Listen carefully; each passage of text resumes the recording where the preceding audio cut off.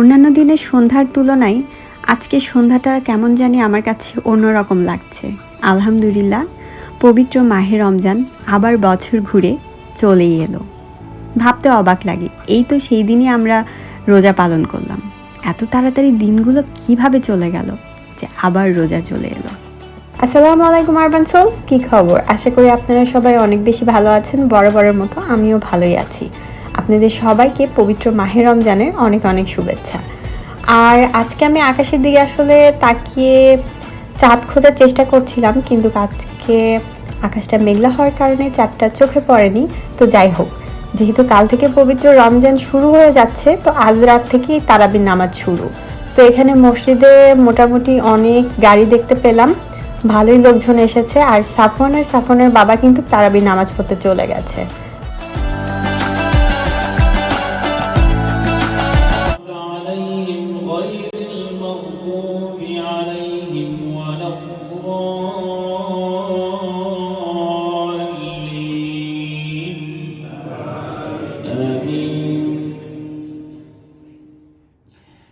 وعلم آدم الأسماء كلها ثم عرضهم على الملائكة فقال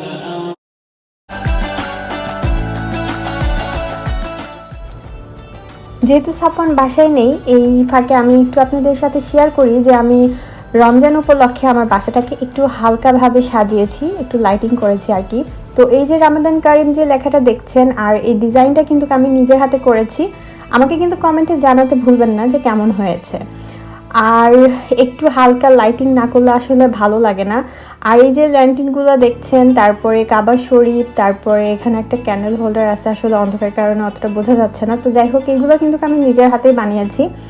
আর যেটা বলতেছিলাম, বাচ্চারা কিন্তু আমরা যখন এই যে পবিত্র মাহে রমজান উপলক্ষে বাসাটা যখন একটু লাইটিং করি, একটু ডেকোরেশন করি, বাচ্চারা কিন্তু রোজা সম্পর্কে খুব ভালো একটা ধারণা করতে পারে যে আসলে এই রমজান মাসটা আমাদের প্রত্যেকটা মুসলমানদের জন্য কত বড় একটা ইভেন্ট, রাইট? বিশেষ করে আমরা যারা দেশের বাইরে থাকি তাদের জন্য তো মাস্ট। আমরা যদি এই জিনিসটা না করি তাহলে কিন্তু আমাদের বাচ্চারা কিন্তু এই রমজান সম্পর্কে খুব একটা ভালো ধারণা পাবে না। কারণ অনেক ইভেন্ট আছে যেইগুলোতে ওরা দেখে যে লাইটিং হয়, বাসা সাজানো হয়। সো আমরা কেন আমাদের বড় একটা ইভেন্ট যেহেতু রমজান মাস, পুরো মাসটা আমরা কেন লাইটিং করব না, কেন আমরা ঘর সাজাবো না? এর থেকে আমাদের বাচ্চারা কিন্তু রোজা সম্পর্কে, রমজান মাস সম্পর্কে, ঈদ সম্পর্কে অনেক ভালো একটা ধারণা পেয়ে থাকে। রোজার আগের দিন আসলে আমি কিছু টুকটাক কাজ করে রাখতেছি। এখানে ধনিয়া গুঁড়া আর জিরা গুঁড়া আমার শেষ হয়ে গিয়েছিল। আমি ধনিয়াটাকে প্যানে হালকা একটু তেলে নিয়েছি, অ্যান্ড দেন গ্রাইন্ডারে আমি এটাকে গ্রাইন্ড করে নিয়েছি। আর ধনিয়া গুঁড়া, জিরা গুঁড়া, তারপর গরম মশলা গুঁড়া আসলে আমি বাসাতেই করে থাকি, আমি কেনাটা অতটা পছন্দ করি না। তো এখানে আমি জিরা গুঁড়াটাও করে নিচ্ছি, দেখেন গ্রাইন্ডারে গ্রাইন্ড করে নিচ্ছি।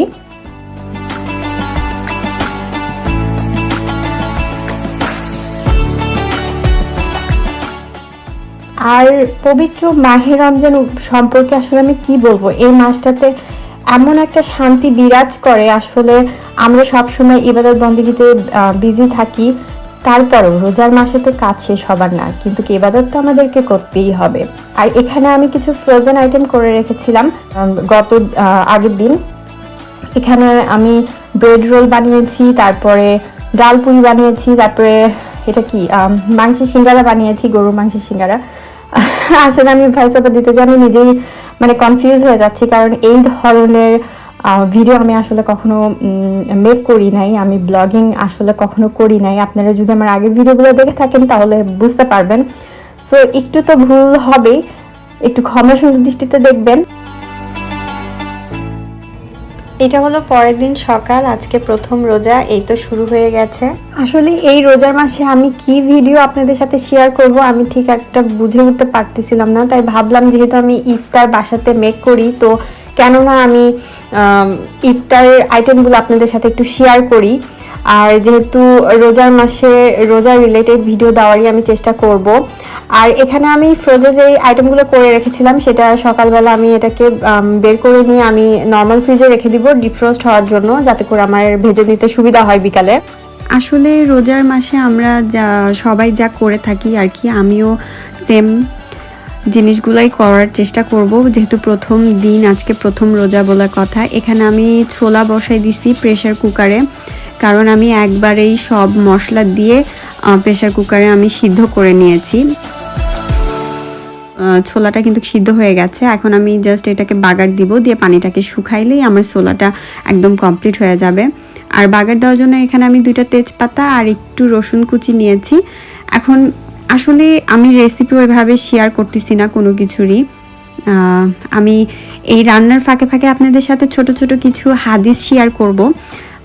হোপফুলি আপনাদের কাছে ভালো লাগবে, কারণ যেহেতু আমি কোনো রেসিপি এখানে শেয়ার করতেছি না, জাস্ট আমি দেখাচ্ছি যে আমি আসলে কি কি ইফতার মেক করেছিলাম। তো আপনারা দেখতে থাকেন এবং আমার ছোট ছোট কিছু হাদিস আপনাদের সাথে একটু শেয়ার করি, সেটা শুনতে থাকেন।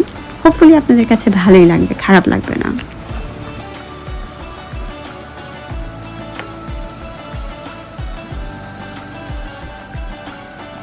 সো আমি আমার হাদিস শেয়ার করার আগে খুবই শর্টলি আপনাদের সাথে আমি আমার জিলাপি রেসিপিটা শেয়ার করব। আমার জিলাপি রেসিপির জন্য আমি এখানে নিয়ে নিয়েছি 1 কাপ ময়দা, হাফ কাপের মতো আমি চালের গুঁড়া নিয়ে নিয়েছি এখানে,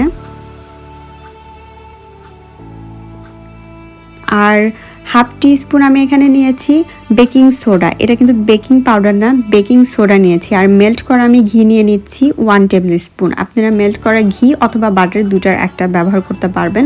আর এখানে আমি ফুড কালার দিয়ে দিচ্ছি, দিয়ে আমি খুব ভালো করে সবগুলো উপাদান একদম হাত দিয়ে সুন্দর করে ঘষে ঘষে কিন্তু মিক্স করে নিচ্ছি। আর এখানে আমি কিন্তু অল্প অল্প করে পানি দিব এবং ব্যাটারটাকে কিন্তু একদম সুন্দর স্মুথলি করে নিব। আর এই ব্যাটারটা আপনারা যদি হাত দিয়ে করেন সব থেকে ভালো হয়। দেখেন আমি কিন্তু অল্প অল্প করে পানি নিয়ে তারপরে ব্যাটারটাকে মিক্স করে নিব।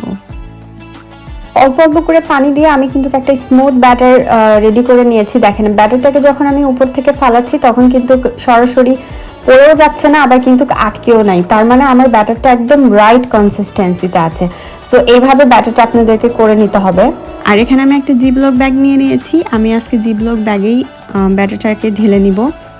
আর এই তো এখন আমি যেটা করব, জিপলক ব্যাগের জাস্ট মুখটাকে একটুখানি কেচি দিয়ে কেটে দিলেই হবে। আর এখানে আমি যেই শিরার আছে, শিরার জন্য আমি এখানে 2 কাপের মতো সুগার নিয়ে নিচ্ছি, আর আমি 1 কাপ এখানে দিয়ে দিব পানি।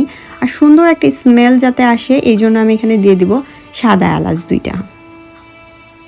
আর এই শিরাটা কিন্তু 1 তার বা 2 তারের হওয়ার কোনো দরকার নাই। পানিতে জাস্ট এরকম একটা বলক চলে আসলে এখানে আমি লেবুর রস একটু দিয়ে দিচ্ছি যাতে এটা ঘন না হয়ে যায়। দিয়েই আমি চুলাটাকে বন্ধ করে দিব, দিয়ে কিন্তু আমি ঢাকনা দিয়ে ঢেকে দিব। এখন এখানে তেলটা কিন্তু গরম হয়ে গেছে, আর এখানে আমি এখন আস্তে আস্তে করে জিলাপিগুলো ভেজে নিব। আর জিলাপি আপনারা যেভাবে প্যাঁচ দিতে পারেন, জিলাপির প্যাঁচ সেভাবেই দিবেন। আমি ভাই ভালো মতো প্যাঁচ দিতে পারি না, সো আমার জিলাপির প্যাঁচ অত ভালো হয় না। তো আমি যেভাবে পারি ওইভাবেই আমি করলাম। এখন এটাকে উল্টে পাল্টে আমি খুব ভালো মতো ভেজে নিচ্ছি। আর জিলাপি ভাজতে মোটামুটি বেশি সময় লাগে না, 3-4 মিনিটের মধ্যে হয়ে যায়। এখন আমি ভেজেই কিন্তু সাথে সাথে গরম শিরার মধ্যে দিয়ে দিচ্ছি, দিয়ে এটাকে তুলে নিব। খুবই ইজি একটা রেসিপি। আমার আরেকটা জিলাপির রেসিপি কিন্তু আছে আমার চ্যানেলে, আমি ডেসক্রিপশন বক্সে ওইটার লিঙ্কটাও দিয়ে দিব, আপনারা চাইলে চেক আউট করতে পারেন। এই তো কত ইজি ওয়েতে আমি জিলাপিটা করে নিলাম। দেখেন কালারটা জাস্ট দেখেন, দেখতে যে এরকম সুন্দর হয়েছে, খাইতেও কিন্তু একদম ইয়ামি হয়েছে। সো আপনারা বাসায় ট্রাই করে দেখতে পারেন, খুবই ইজি একটা রেসিপি। তো যাই হোক, এখন আমি আর কোনো রেসিপি শেয়ার করব না। একটা রেসিপি যেহেতু শেয়ার করলাম, এখন আমি চলে যাচ্ছি আমি যেই হাদিসগুলো আপনাদের সাথে শেয়ার করব সেগুলো একটু শেয়ার করি আপনাদের সাথে।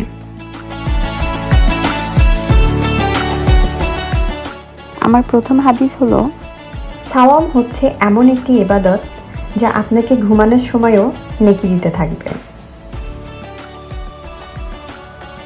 ভাবলাম যেহেতু প্রথম রোজা, ইফতারের সাথে সাথে একটু ভুনা খিচুড়িটাও করব, তাই আমি এখানে ভুনা খিচুড়িটা বসিয়ে দিয়েছি। দ্বিতীয় হাদিস হলো, যে ব্যক্তি আল্লাহর রাস্তায় একদিন মাত্র সিয়াম রাখবে সেই ব্যক্তি থেকে জাহান্নাম 100 বছরের পথ পরিমাণ দূরে সরে যাবে।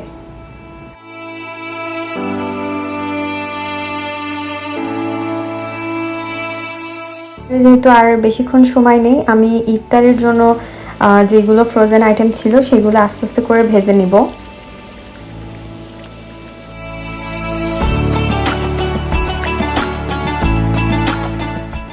আর আমার তৃতীয় হাদিস হলো, ইফতারের সময় বেশি বেশি আল্লাহর কাছে চাইবেন।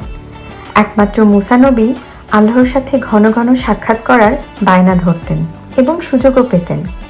একবার তিনি মহান সুবহানা তাআলাকে জিজ্ঞেস করেছিলেন, হে আল্লাহ, একমাত্র আমাকে আপনার সাথে সরাসরি কথা বলার সম্মান ও সুযোগ দিয়েছেন, এমন সুযোগ কি অন্য কাউকে দিয়েছেন বা দিবেন?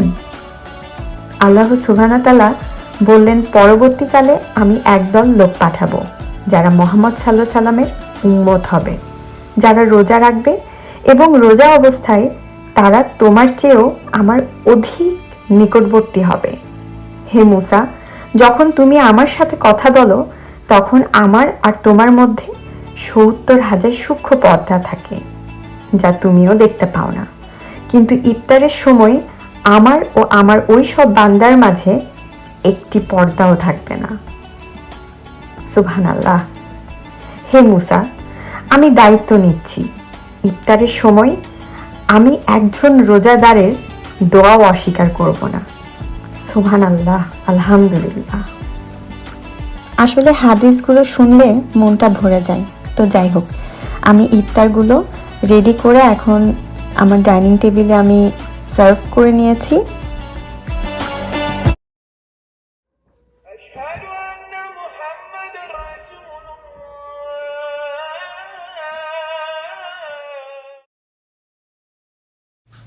প্রথম রোজার ইফতারের পরে আমি আসলে ভিডিওটাকে শেষ করতে পারি নাই, তাই আজকে আমাদের এখানে তৃতীয় দিন রোজা কমপ্লিট হইল। তার ইফতারের কিছু অংশ আপনাদের সাথে শেয়ার করব। আমি তৃতীয় দিনের ইফতারে রেখেছিলাম সালাদ, কিছু ফ্রুট। এখানে আমি চিকেন কাবাব বানিয়েছিলাম, আর স্যালমন ফিশ দিয়ে আমি একটা কাটলেট বানাইছি, আর এখানে খেজুর তো থাকতেই হবে। আর এখানে আমি শ্রিম আর চিকেন দিয়ে ফ্রাইড রাইস করেছিলাম।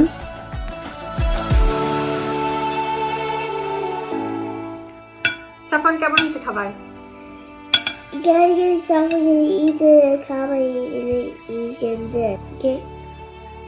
বিসমিল্লাহ। বলো বিসমিল্লাহ। ওকে, কেমন হয়েছে খাবার?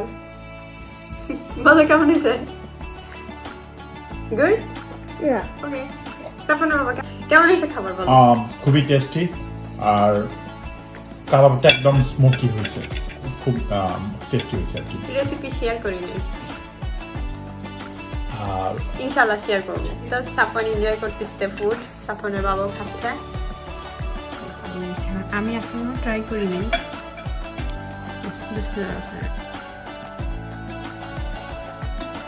রাইসটাও ভালো হয়েছে, হালকা পাতলা ইফতার।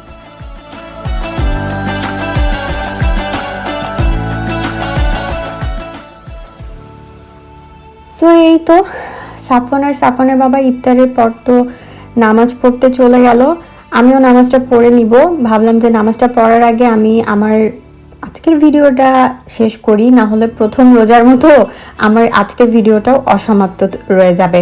তো এখানেই আজকে আমার ভিডিওটা শেষ করছি। অবশ্যই জানাবেন আমার হাদিসগুলো শুনতে আপনাদের কাছে কেমন লেগেছে, আর আমার এই ডিফারেন্ট ভিডিও মানে ব্লগিংটা আপনাদের কাছে কেমন লেগেছে কমেন্টে জানাতে ভুলবেন না। আর যদি আমার ভিডিওগুলো ভালো লাগে তাহলে অবশ্যই আমার চ্যানেলটাকে সাবস্ক্রাইব করবেন।